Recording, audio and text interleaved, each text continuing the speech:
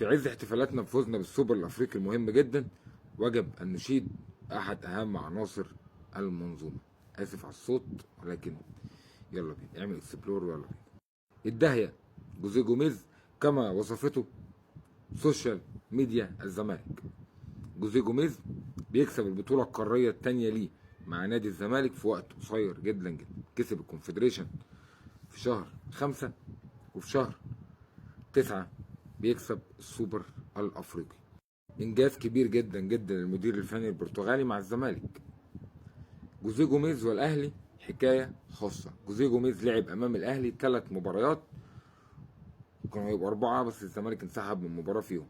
جوزيه جوميز في ال3 مباريات كان ليه الكلمه العليا. كسب مباراه الدوري، وكسب مباراه السوبر الافريقي، وخسر مباراه الكاس وكان ليه الكلمه العليا فيها.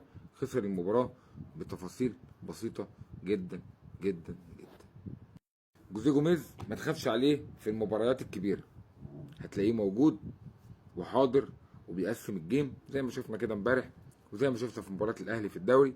الاهلي اقوى كسكواد، الاهلي اقوى كعناصر كافراد، ولكن العمل الجماعي يختلف. جوزيه جوميز بيحضر الفرقه بشكل كويس جدا في المباريات اللي زي دي.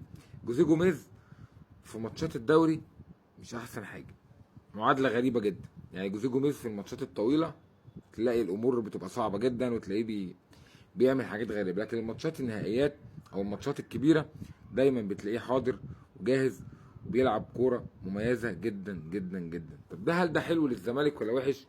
طبعا انت الزمالك محتاج تنافس على الدوري وهتلعب ماتشات كتير ورا بعض، فمحتاج ان الامور تمشي بشكل جيد. اتمنى ان جوزيه جوميز فلسفته اللي شغال بيها دي يشتغل بيها ايضا في المباريات كلها، يعني يمشي بنفس الفكر في الماتشات كلها.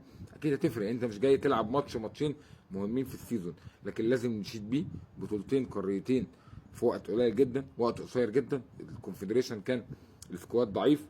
النهارده او امبارح في ماتش السوبر الافريقي امام الاهلي نفس السكواد تقريبا، اتضاف له بنتايج ونزل اللعيبه البدلاء نزلوا، يعني ما لحقناش نحكم عليهم. بيخلص بناصر منسي اللي هو مقتنع بيه واداله فرص كتيره جدا جدا، في الاخر الراجل بيكافئه وبيجيب جون الفوز. فجوزيه جوميز حفر اسمه بحروف من ذهب في تاريخ نادي الزمالك.